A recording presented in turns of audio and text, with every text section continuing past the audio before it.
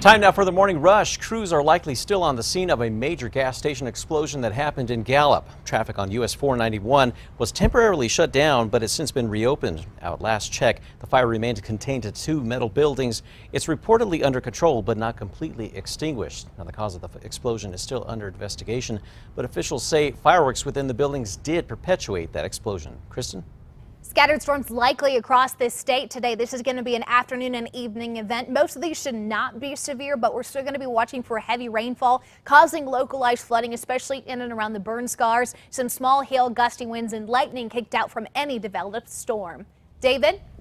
It remains unclear if teepees will be now used for Meow Wolf's music festival this weekend. This all comes after a social media post highlighting the event shows that teepees were going to be used. Now, this had some saying it's offensive to Native American culture. The owner of Dig and Serve, the company behind the promotion, says he meant no disrespect. Meow Wolf tells News 13 that the company respects all cultures and there was never any ill intent behind the use of the teepees. Now, the post has since been deleted. Well, a manhunt is now underway in Texas for the suspected killer of a noted cardiologist. Investigators say that they suspected that they are looking for the suspect they are looking for is Joseph James Pappas. Now, they believe that Pappas killed the doctor due to a decades-old grudge. Pappas has not since been heard from since the murder happened, and police are warning the public to exercise extreme caution because he's considered armed and dangerous. Reports of an active shooter put a California hospital on lockdown overnight. This is all while police scoured the area for the possible gunman. Now, this happened in Bakersfield at Mercy Hospital Southwest. According to CBS News, a police spokesperson confirmed that the shooting did not take place. And police received calls of an active shooter a situation on Wednesday night and began combing the area immediately. Now, more than 50% of the campus was searched. Special counsel Robert Mueller says he is willing to reduce the number of obstruction-related questions to President Trump if he agrees to answer them in person. Previously, the president's lawyers offered to provide written answers to those types of questions. Sources say that they are in the process of responding to Mueller's new proposal, but did not give a deadline as to when that would be finalized. Back here in New Mexico, Santa Fe Public Schools will not be punishing students for their parents' unruly behavior at sporting events. Board of Education's President Stephen Carrillo proposed that children be removed from the team if the parents act inappropriately at least 3 times during the school year. Now, the school board has since dismissed that proposal. Well, the city of Santa Fe is looking into reports of damage from flooding. More than 3 inches of rain was responsible for ripping up sidewalks and flooding homes last week. FEMA is now training local teams on damage assessment after those floods. The city says it's looked into more than half of the damage called in. Now, so far, 11 structures have been destroyed, with 51 structures sustaining major damage. 19-year-old murder suspect Alexis Rogers is once again waking up behind bars. Now, this comes after violating her probation from a previous road rage murder incident, then throwing a house party where a man was shot and killed in her driveway. Her attorney is arguing that Rogers was trying to end the party when the murder happened and that she, too, is a victim. A hearing to revisit her conditions of release is scheduled in 2 weeks. An employee at a shelter for immigrant children in Arizona is charged with molesting a 14-year-old girl. According to a police report, a 16-year-old witness says that she saw the 32-year-old worker kissing and inappropriately touching the girl in June. Video reportedly shows him going into the bedroom with the girl several times at one point. Now, police say that he admitted to some of those allegations. Well, a new Albuquerque City study shows that many school crosswalks are lacking important safety measures. A resident near Petroglyph Elementary says that kids use the crosswalk even when school is not in session. A concern about the crosswalk safety came largely after an Albuquerque girl was struck and killed by a car in a crosswalk back in March. The city is citing the crosswalk near Petroglyph as one in major need of repairs. They say they're looking into getting those done before school starts on August 13th. And along those lines, as you head out this morning on your morning commute, you may see some new restriping on the roads happening around town. This comes as the city is working to fix roads with faded markings. The Department of Municipal Development says that the city has $1 million from a maintenance fund to start restriping the roads and major arteries in the city.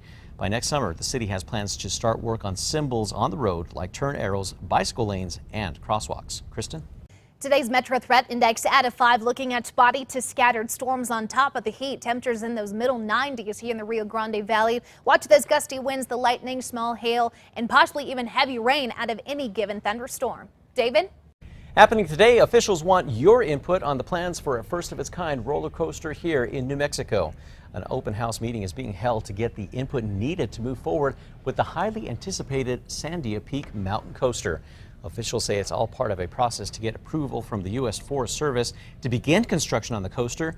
The open house will be held tonight at Sandia Peak Ski Area. That's from 4 to 7 p.m. Well, also happening today, you can help put a huge smile on a child's face and shoes on their feet. This is all part of KRQE Cares. Tonight from 4 to 6 p.m., we will have a phone bank here at the station to raise money for the Shoes for Kids campaign. Our goal is to raise $8,000. That money will go to buy shoes for kids at Title I schools. Now, for more information about the drive or how to donate, you can head on over to krqe.com/cares. Well, football fans, listen up. An autograph signing session with Football Hall of Fame inductees is going to be held today in Canton, Ohio. One of those inductees is UNM alum Brian Urlacher. The UNM Lobo and Chicago Bear great is set to be inducted on Saturday, but celebrations are already underway. Urlacher's high school coach from Lovington is also going to be on hand in Canton. News 13's sports director Van Tate is meeting up with him in Ohio. You can catch that interview tonight here on News 13. Kristen? Traffic. Looking at the map, we don't have any major slowdowns out there. We also have our news tracker keeping eyes on the road. I-40 westbound near Louisiana. A lot clearer since we've cleared up the construction there. Looking pretty good for your Thursday morning.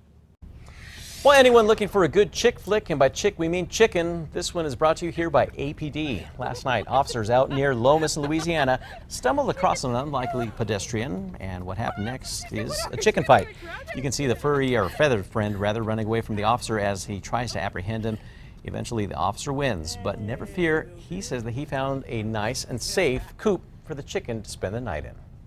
Good morning. Final check on that day planner shows 70s this morning, turning into 80s by lunch, 90s for the later half of today. 93 is the forecast high. Increasing cloud cover and spotty to scattered storms likely across central areas, southwest mountains favored, and then even into the eastern plains we'll likely see some of these spotty to scattered storms, although most of these will not be severe. However, still watching for heavy rain causing flooding, some of those gusty winds and small hail. Better storm coverage on the way for your Friday as high pressure scoots a little bit more out of the way, and then this weekend drier conditions with more sunshine and warmer temperatures. Let's now take you to the 5 facts. At number 5, an autograph signing with Football Hall of Fame inductees will be held today in Canton, Ohio. One of these inductees is UNM alum Brian Urlacher. The Lobo and Chicago Bears great is set to be inducted on Saturday, but celebrations are already underway. You can see Urlacher on a giant banner in front of the Tom Benson Hall of Fame Stadium. Urlacher's high school coach from Lovington is also making the long trip to Canton. At number 4, officials want your input on plans for a first-of-its-kind roller coaster here in New Mexico. Plans on the Sandia Peak Mountain Coaster have been in the works for years and are now ready to be shown to the public. The plans have been submitted to the U.S. Forest Service, and that's the first step in making the nearly $2 million project a reality. Once complete, the riders will get a 3-minute ride down the mountain, weaving in and out of the trees. If the decision is approved, they hope to begin construction next summer, and the open house on the input will be held tonight at Sandia Peak Ski Area. That's from 4 to 7 p.m. At number 3, you'll notice those 90s not going anywhere, even warming up for the weekend. Best coverage of the storms today and tomorrow, but dropping it to isolated over the weekend. And then we'll stay with those isolated storms to start next week, but the temperatures remain above normal. At number 2, it remains unclear if teepees will be used for Meow Wolf's music festival this weekend. This comes after a social media post highlighting that teepees would be a main attraction. The post was deleted after people began asking questions. The owner of the company promoting the event says he meant no disrespect and says that the design was chosen because of its functionality. Meow Wolf tells News 13 that the company respects all cultures and there was never any ill intent behind the use of the teepees. And at number 1, crews are likely still on scene of a major gas station explosion in Gallup. At last check, the fire remained contained to 2 metal buildings. They say it's under control at this point, but we're still waiting to find out if it's now completely extinguished. US 491 north of Gallup was temporarily shut down overnight. That has since been reopened. Now, the cause of the explosion is under investigation. Officials say fireworks did perpetuate that explosion.